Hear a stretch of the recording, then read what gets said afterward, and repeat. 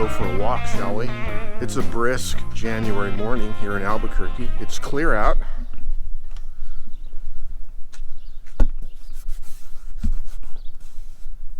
Yes, a frosty morning. If you're not in the bright sun, your car is frosted over.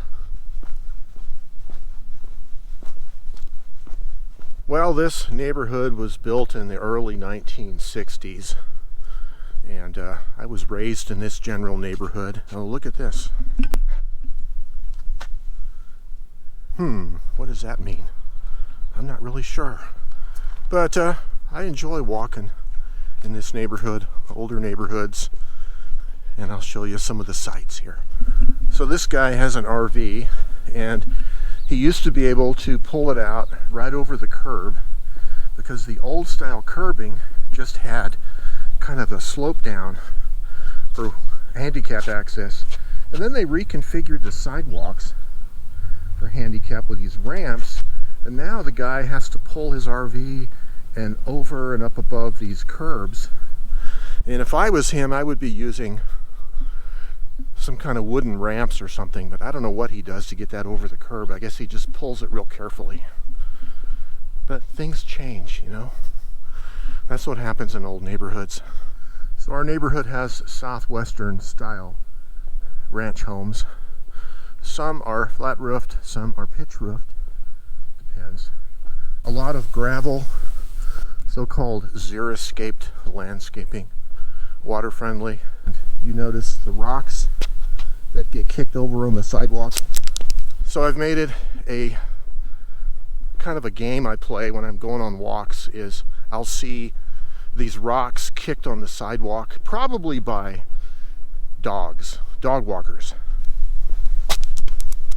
And the game is I try to kick the rocks back to the landscaping off the sidewalk, and I only get maybe one shot at it because I don't want to stop and go back and kick it again. So sometimes I miss it, or sometimes I kick the rocks and instead of them going back into the landscaping, they bounce off and end up back on the sidewalk again.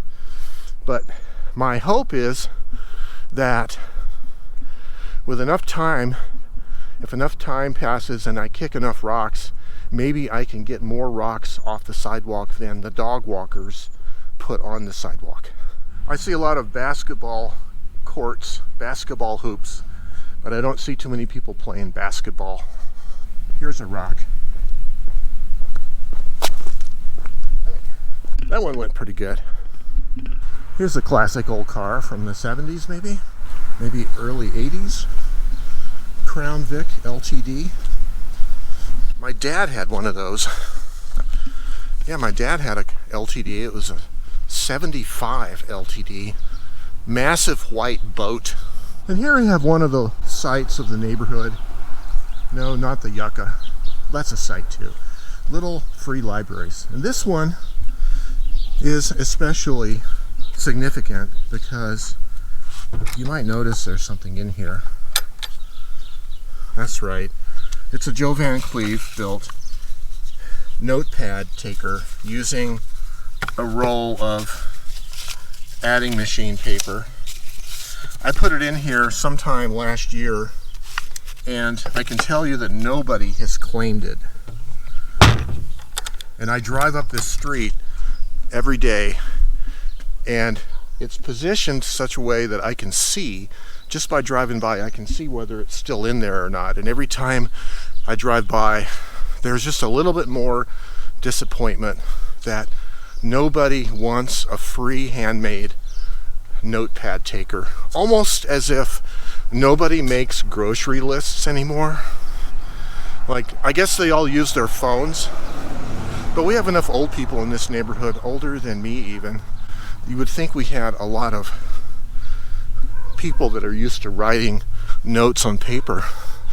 So as a further inducement, I was thinking maybe I should go back and put a nice ballpoint pen or a gel pen with it.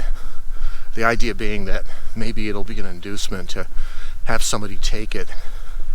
It makes me wonder though, maybe nobody pays attention to the little free libraries. Maybe that's the problem. So I'm interested in the early morning light and the shadows that the trees, the winter trees, the barren limbs of the winter trees, they cast shadows on the walls. I kind of think that's cool. Here's another one on this brown house. The tree is across the street, casting these soft, out of focus shadows, which is kind of cool. And we get down to the busy street, bright New Mexico winter sun. The bus stop number 4221. That's right, this is where you can catch it. I'm somehow attracted to this reddish fence that someone painted. Just kind of interesting. This is a real landmark, this A-frame church, Asbury Methodist Church, because the street I grew up on is right here, adjacent to it. But now we get to another one of the landmarks in my neighborhood, is the unmowed wild grass.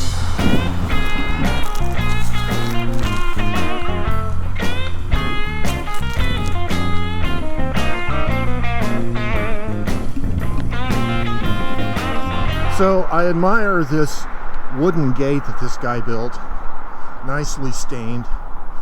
And it's obvious that in a few years it's going to be all dried and cracked and faded because of the New Mexico sun, but I give him an A for effort.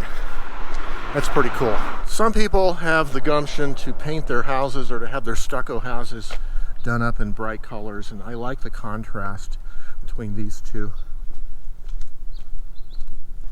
Looks like we have an inflatable Christmas dinosaur that's still in somebody's yard, along with a frosted over Volvo station wagon. You don't see those too much more. DL, 240 DL. Okay, here's a good rock right here. Yeah, I think we scored one for the home team that time. This guy has an old tractor in his front yard. American flag, big 6-cylinder Honda motorcycle, hauling truck, and a front end loader.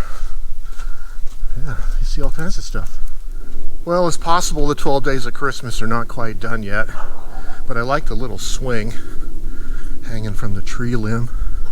That is an old tree. Oh, someone's telescope. There's a telescope sitting out on the front yard. This yard here often has a barky dog, but it's cold out, so they may not be outside. Let's see.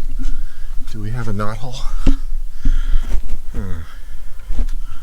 I don't hear the barky dog, but he would be in the summer out there, keeping the neighborhood safe. You can always tell where young males are living by the kinds of cars in the driveway. See, that's not an old grandma car right there. Neither is that one. So this guy here used to have a Bernalillo County Sheriff vehicle, and now he's driving an unmarked Ford Police Interceptor. Police hubcaps, security lights inside the windshield. Thank you for keeping us safe. Well, now we're going to give you a tour of several of the school bus stops in the neighborhood. I remember early to mid 1960s standing right here waiting for a bus, and this was a time of year when there was a lot of UFO talk going around the schoolyard. And I remember talking to a friend about UFOs. I think it was autumn, maybe around October. But I remember that. It was like a UFO flap. This house on the corner used to be the Turners. The Turners were urban cowboys. 3 boys, roughhousing boys. And they had a bucking barrel in the backyard, tied up between the trees. And this was the bus stop, another bus stop right here. And the Turners would always come out just before the bus came, because they lived right next to the bus stop. And they were always bullies. They were kind of picking on kids. And I remember once they brought out their dad's Playboy magazines to show us, and they were, rough kids pretending like they were cowboys, but this is one of our other bus stops right here. And then another one of the bus stops was right along this curb here. And I remember one day there was a bunch of sand in this curb, and one of the kids had some firecrackers, some black cat firecrackers, and they had a really short fuse. And he kneeled down in the curb, lit the fuse, threw it down in the sand, and it immediately blew up and blew sand in his face, including in his eyes. And he wasn't happy. They had to go get his parents. He missed school that day. I don't know what happened to his eyes, but that was not good. But the bus used to stop right here. And then this big flat brown building across the street used to be white. And I remember visiting that kid, and his dad was a photographic hobbyist.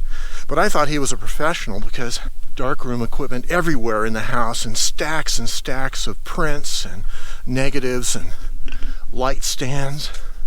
This whole part of his house here was a darkroom. I thought that was kind of cool.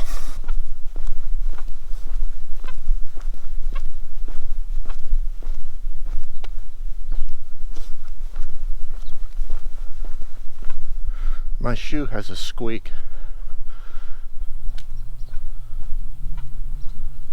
Well, that was a fun walk. I hope you guys enjoyed it. Did you get your exercise?